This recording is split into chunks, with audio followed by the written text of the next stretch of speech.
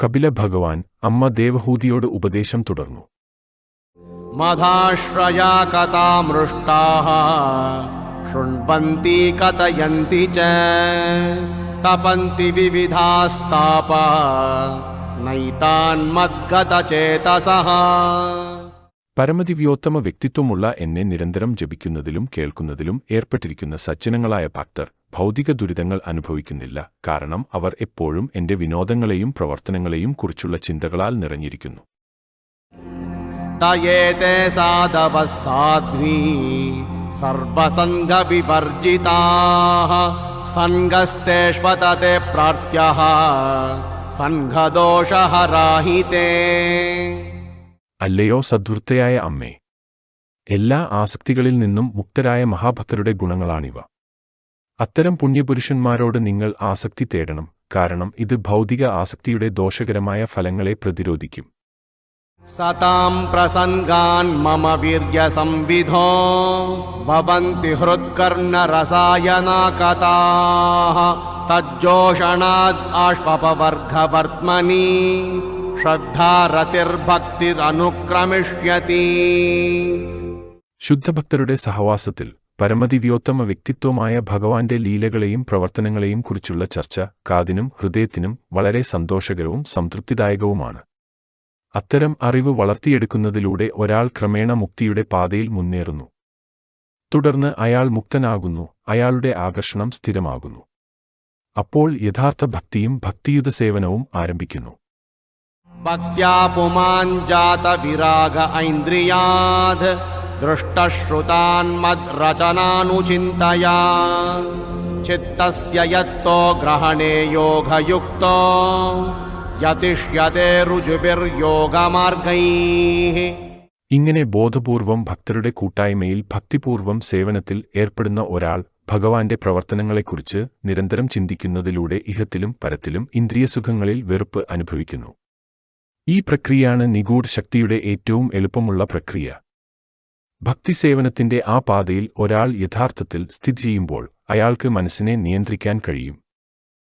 അസേവയായം പ്രകൃതിർഗുണാനാം ജ്ഞാനേന വൈരാഗ്യവിജൃംഭിതേന യോഗേന മയ്യർപ്പിതയാ ച ഭക്ത്യാ മാം പ്രത്യഗാത്മാനമിഹാവരുന്ധേ. പരമദിവ്യോത്തം പുരുഷനായ ഭഗവാന്റെ ഭക്തിസേവനത്തിൽ മനസ്സിനെ എപ്പോഴും ഉറപ്പിക്കുന്ന യോഗ പരിശീലനം ഒരാൾക്ക് ഈ ജീവിതത്തിൽ തന്നെ എന്റെ സംസർഗം നേടാൻ കഴിയും. കാരണം ഞാൻ പരമപുരുഷനും പരംസത്യവുമാണ്.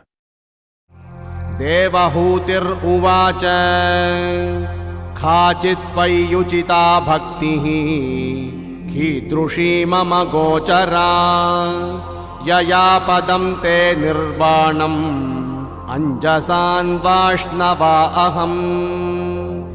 ഭഗവാന്റെ ഈ പ്രസ്താവന കേട്ടപ്പോൾ ദേവഹൂതി ചോദിച്ചു, നിങ്ങളുടെ പാദസേവനം എളുപ്പത്തിലും ഉടനടിയും നേടാൻ എന്നെ സഹായിക്കുന്നതിന് ഏതു തരത്തിലുള്ള ഭക്തിസേവനമാണ് വികസിപ്പിക്കാനും പരിശീലിക്കാനും അർഹതയുള്ളത്?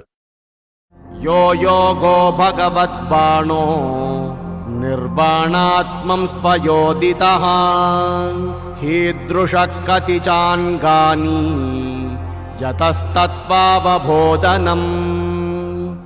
താങ്കൾ വിശദീകരിച്ചതുപോലെ യോഗസമ്പ്രദായം പരമദിവ്യോത്തം പുരുഷനെ ലക്ഷ്യം വച്ചുള്ളതാണ്. കൂടാതെ ഭൗതിക അസ്തിത്വം പൂർണ്ണമായും അവസാനിപ്പിക്കാൻ ഉദ്ദേശിച്ചിട്ടുള്ളതുമാണ്. ആ യോഗസമ്പ്രദായത്തിന്റെ സ്വഭാവം ദയവായി പറഞ്ഞുതരൂ. ആ ഉദാത്തമായ യോഗയെ സത്യത്തിൽ മനസ്സിലാക്കാൻ എത്ര മാർഗങ്ങളുണ്ട്? തദ്ഏതന്മേ വിജാനീഹി യഥാഹം മന്ദദീർഹരേ സുഖം ബുദ്ധ്യേയ ദുർബോധം യോഷാ ഭവദനുഗ്രഹാത്. എന്റെ പ്രിയപുത്ര കപില, എന്റെ ബുദ്ധിശക്തി അത്ര മികച്ചതല്ലാത്തതിനാൽ പരമസത്യം മനസ്സിലാക്കാൻ എനിക്ക് വളരെ ബുദ്ധിമുട്ടാണ്. പക്ഷേ ഞാൻ അത്ര ബുദ്ധിമതിയല്ലെങ്കിലും അങ്ങ് ദയോടെ അത് എനിക്ക് വിശദീകരിച്ചു തന്നാൽ എനിക്ക് അത് മനസ്സിലാക്കാനും അതുവഴി അതീന്ദ്രിയമായ സന്തോഷം അനുഭവിക്കാനും കഴിയും. മൈത്രേയ ഉവാച വിദിത്വാർത്തം കപിലോ മാതുരിത്തം ജാതസ്നേഹോ യത്ര തൻവാഭിജാതഃ തത്വാം നായം യത് പ്രവദന്തി സാങ്ക്യം പ്രോവാച വൈ ഭക്തിവിതാനയോഗം.